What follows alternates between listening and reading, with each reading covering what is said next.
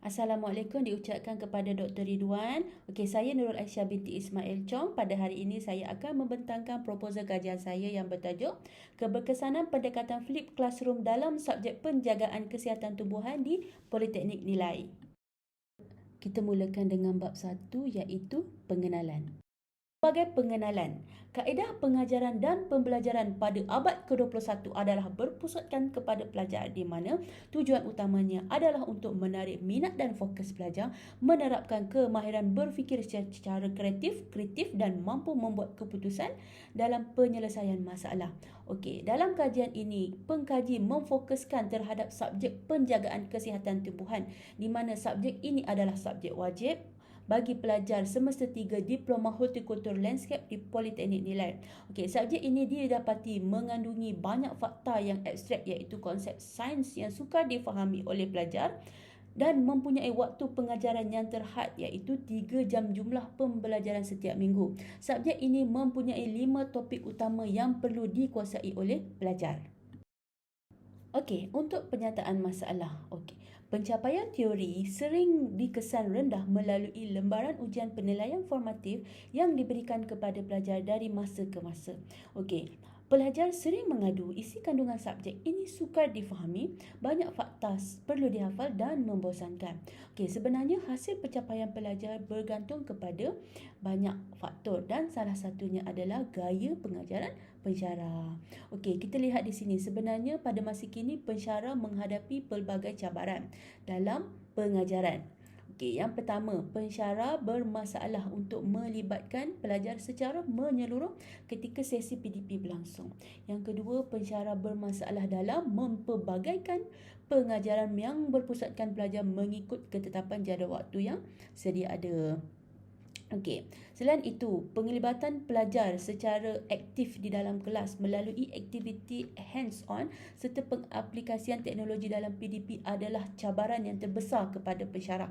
Namun, salah satu cara untuk mengintegrasikan semua elemen tersebut tanpa perlu menambah masa mengajar dan mengabaikan sukatan pelajaran atau silibus ialah melalui kaedah Flip Classroom. Okey, menurut Jaegwon et al. 2014, kaedah Flip Classroom telah dilaksanakan dengan meluas di institusi pendidikan di seluruh dunia. Namun, Mukherjee 2013, kajian tentang kaedah Flip Classroom terhad dan kurang dilakukan di Malaysia. Untuk kajian ini ada 4 objektif iaitu yang pertama untuk mengenal pasti keberkesanan pendekatan Flip Classroom dalam PDP terhadap pencapaian pelajar dibandingkan dengan pendekatan konvensional. Objektif kedua, mengenal pasti keberkesanan pendekatan Flip Classroom terhadap motivasi pelajar. Objektif ketiga, mengenal pasti keberkesanan pendekatan Flip Classroom terhadap kepuasan belajar. Dan objektif keempat adalah mengenal pasti hubungan antara interaksi sosial dengan pencapaian akademik pelajar. Bab 2, tinjauan literatur. Apakah itu pendekatan Flip Classroom? Okey, Flip Classroom mula diperkenalkan oleh Baker iaitu seorang pensyarah daripada Universiti Cedarville, Ohio, Amerika Syarikat. Okey, Clark 2013 menyatakan bahawa Flip Classroom didefinisikan sebagai menggunakan teknologi dalam memberikan kuliah atau pembelajaran di luar bilik darjah manakala tugasan dan konsep disediakan di dalam kelas melalui pembelajaran. Okey, dalam erti kata lain, Flip Classroom ialah satu konsep pengajaran yang menggantikan kuliah dalam kelas dengan peluang-peluang untuk meneroka dan mengkaji bahan-bahan di luar bilik darjah melalui klip video dan bacaan. Okey, sebenarnya Flip Classroom mempunyai banyak kelebihan. Di antaranya adalah menurut kajian Yap dan Yasin 2019, kelebihan Flip Classroom ialah bahan-bahan pembelajaran dalam pelbagai format sesuai dengan gaya pelajar yang berbeza.